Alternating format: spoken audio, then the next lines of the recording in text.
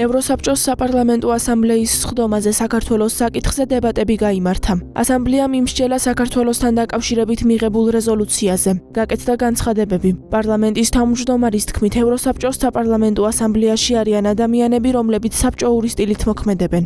მხოლოდ ამ კვირას ქართულმა ოცნებამ წამოიწყო კიდევ ერთი საკანონმდებლო პროცესი, რომლის თანახმადაც ნებისმიერი უცხოელი დონორი, მათ შორის ჩვენც, მთავრობის თანხმობის გარეშე გრანტებს ვეღარ გავცემთ საქართველოში. ეს მოვლენების საფრთხეს უქმნის სამოქალაქო საზოგადოების არსებობას ქვეყანაში. დღეს ჩვენ ქართული დელეგაციის გარეშე საქართველოს შესახებ ვსაუბრობთ. იანვარში მივიღეთ გადაწყვეტილება, რომ მათი დელეგაციისთვის სანქციები დაგვეწესებინა. შედეგად ეს საპარლამენტო ასამბლეა ამ საკითხთან დაკავშირებით უკვე რახანია ორჭოფობს.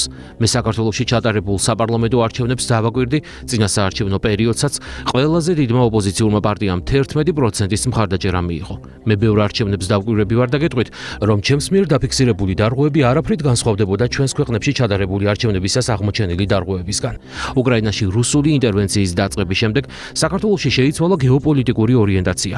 ეს უკავშირდება იმ პოლიტიკურ ზეწოლას, რომელიც მიმდინარეობდა საქართველოს ხელისუფლებაზე, ამა თუ იმ გზით და ემსახურებოდა მის ჩართვას რუსეთთან კონფრონტაციაში. საქართველოს ხელისუფლებამ ამაზე უარი განაცხადა არა იმიტომ, რომ პრორუსული, არამედ იმიტომ, რომ მათ იცოდნენ, რომ ამას ქვეყნის განადგურება მოჰყვებოდა. ჩვენ პატივი უნდა ვცეთ იმ გეოპოლიტიკური მრავალფეროვნების პოლიტიკას, რომელსაც საქართველოს ხელისუფლება მოსახლეობის უმრავლესობის მხარდაჭერით ატარებს.